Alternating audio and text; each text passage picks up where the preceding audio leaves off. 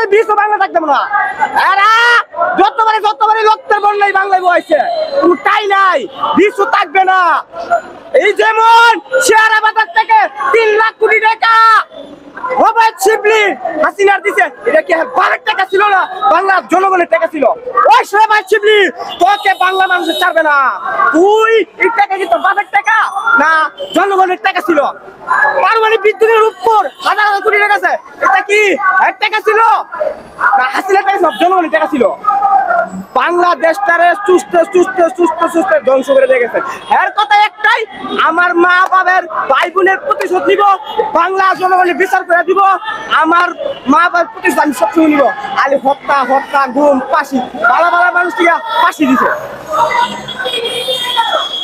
আপনারা তাই যারা মনে করেন বাংলার বিশ্ব থাকবে না, বাংলার মাটি থাকবে না কোনোভাবেই না। বাংলার মানুষ জানা এই স্বাধীনতার রক্ষা শুধু যারা মরছে তারা রক্তের আত্মা শান্তি পাবে না।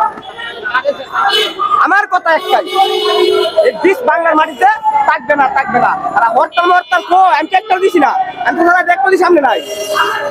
এটা একটা ষড়যন্ত্র মানে মানুষটা একটা উস্কানিমূলক, যতই উস্কা কাম হবে না।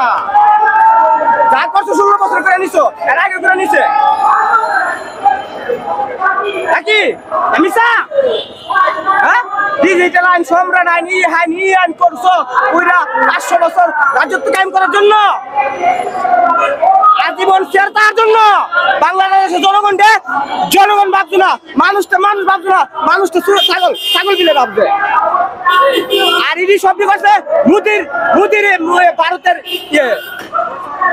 এই যে বিজ্ঞানের 57 ডিগ্রিটার মারছে। হ্যাঁ, এটা কি প্রকাশ করছে? ভারতে কি দুঃখ প্রকাশ করছে এটার ভিতরে? হ্যাঁ, 57 ডিগ্রিটার মারা কি মনে করেন আপনারা? 57 ডিগ্রিটার মারা কি মনে করেন? এটা কি ভারত একবার প্রকাশ করছে, মোদি একবার প্রকাশ করছে?